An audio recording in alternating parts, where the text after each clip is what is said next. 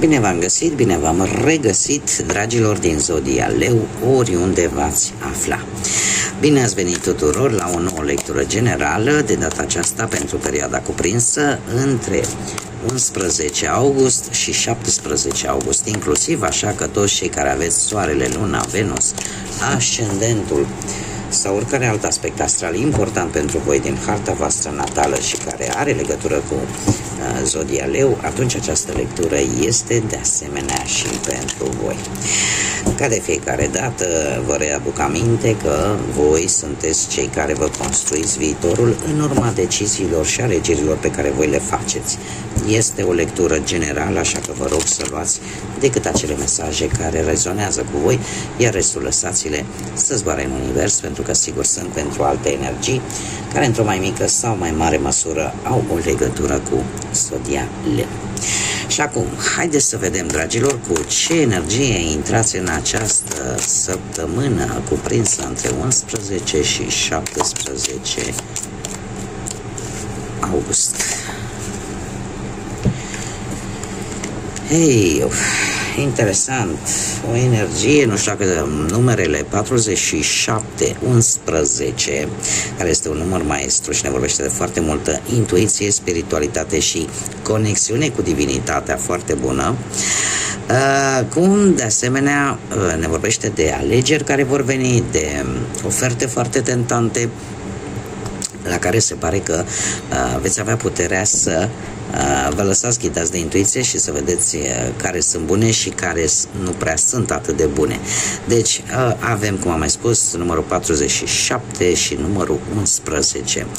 O energie a contemplării, o energie în care pur și simplu vreți ca un adevăr să iasă la lumină și mai ales în proceduri legale. Mai ales într-o procedură legală. Haideți să vedem acum, o luăm pe fiecare aspect al vieții, atât profesional, financiar, cât și sentimental, și să vedem ce vine pentru dragii mei din Leu sau cu legături puternice cu această zodie pe planul profesional, financiar sau sentimental.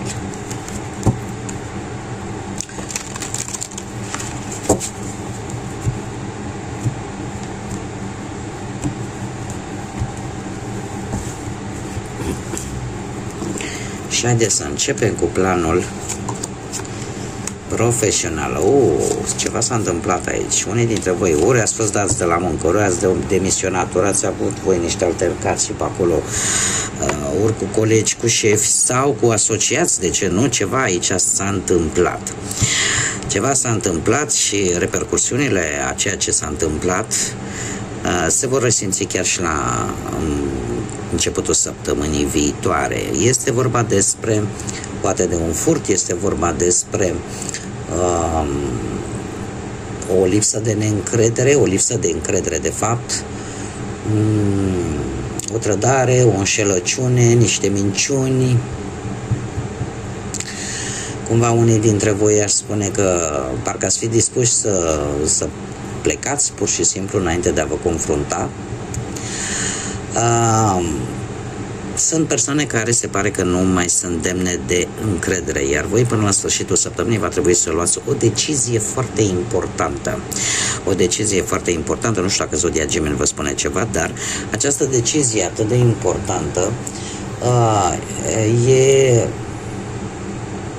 relaționată cu schimbarea poate a locului de muncă. Vă decideți ce fac, mai stau, nu mai stau, sau pur și simplu să vă mutați din punct de vedere profesional.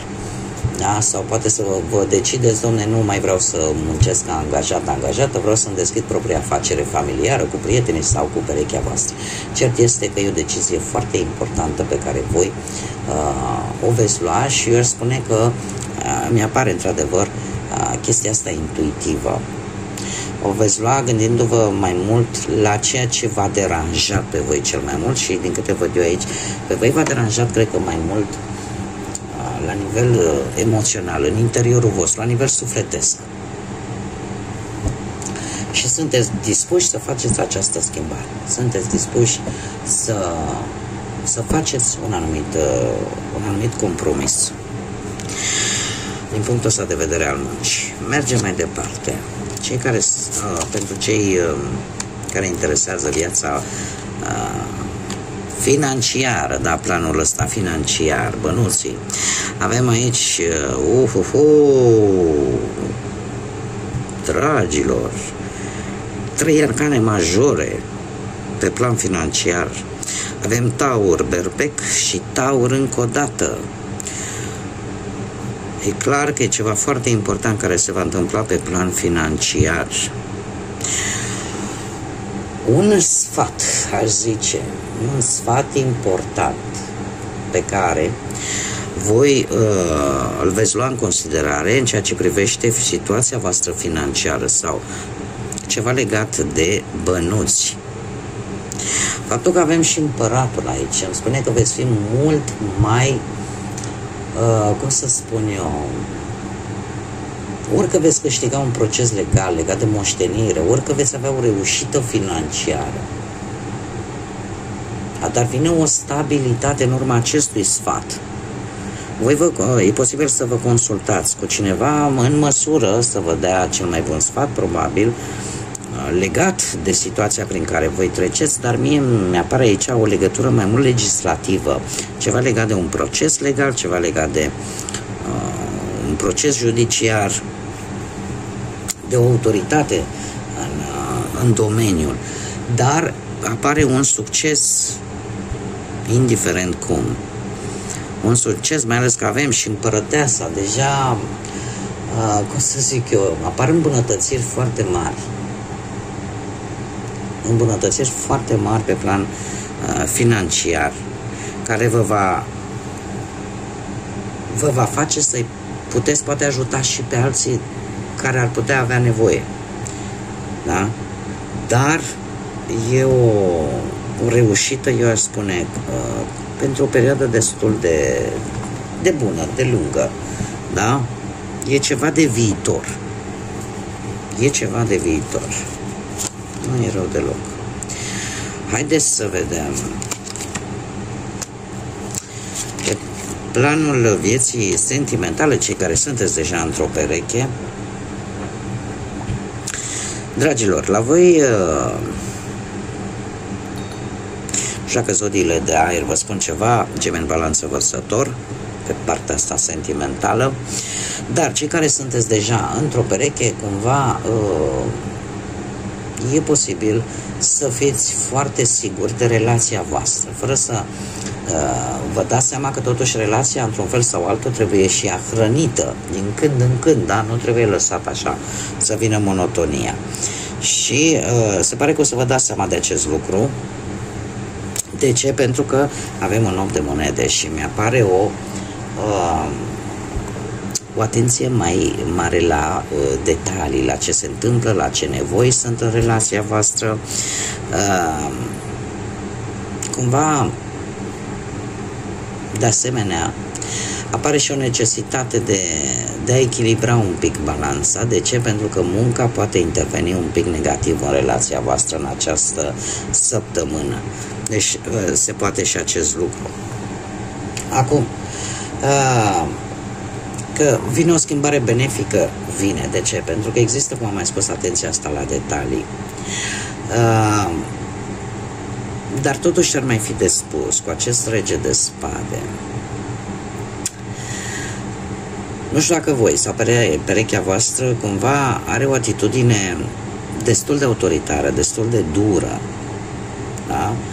Cumva unul, într-un fel sau altul, încearcă să-l domine mai mult pe celălalt, iar asta poate crea o lipsă de comunicare sau poate crea, cum să spun eu, anumite înțepături acolo către sfârșitul săptămânii.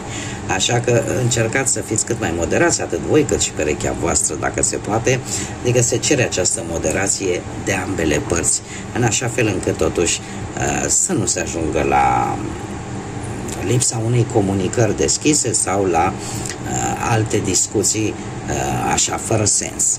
Dar, într-adevăr, este o perioadă în care ori voi, ori perechea voastră e un pic mai autoritară, un pic mai dură, da? Poate în felul în care se exprimă sau își exprimă gândurile.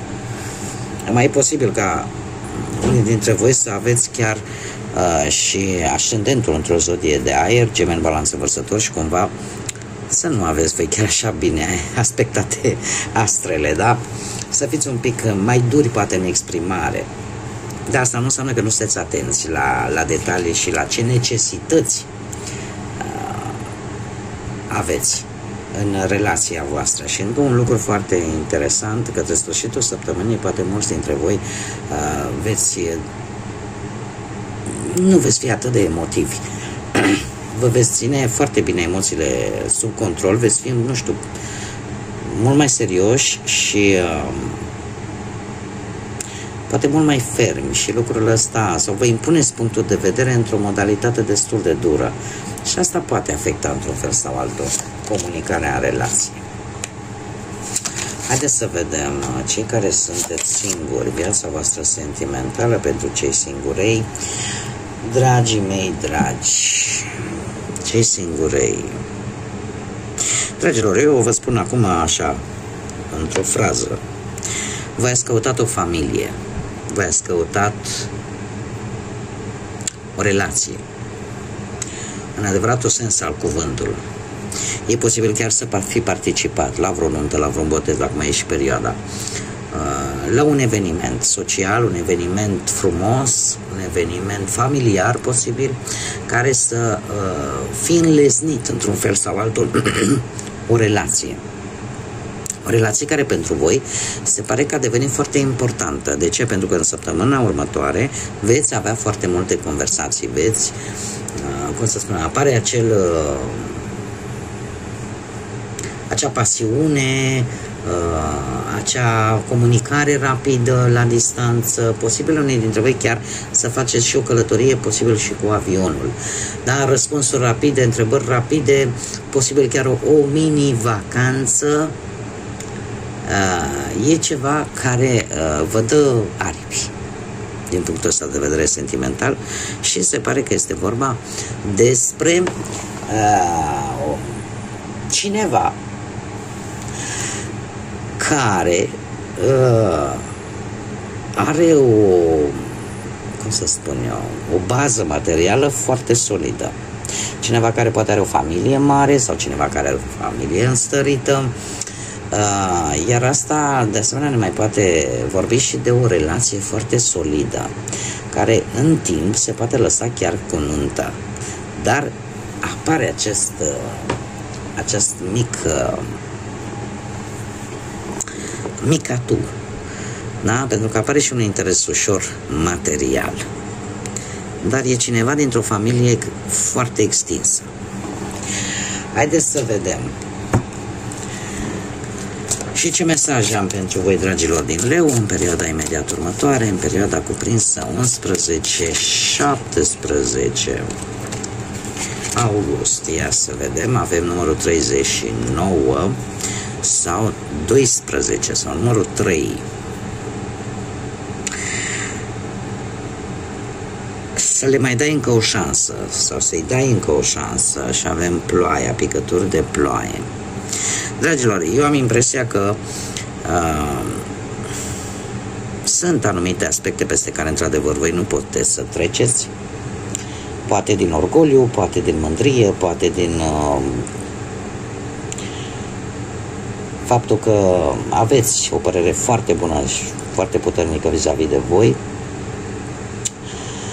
dar într-adevăr sunteți tentați să fiți indiferenți vis-a-vis de poate de o anumită situație, de o anumită persoană, de o anumită relație, dar mie aici acest mesaj îmi spune totuși: încearcă să-i mai dai o șansă, încearcă să mai pui acea umbrelă protectoare împotriva ploii,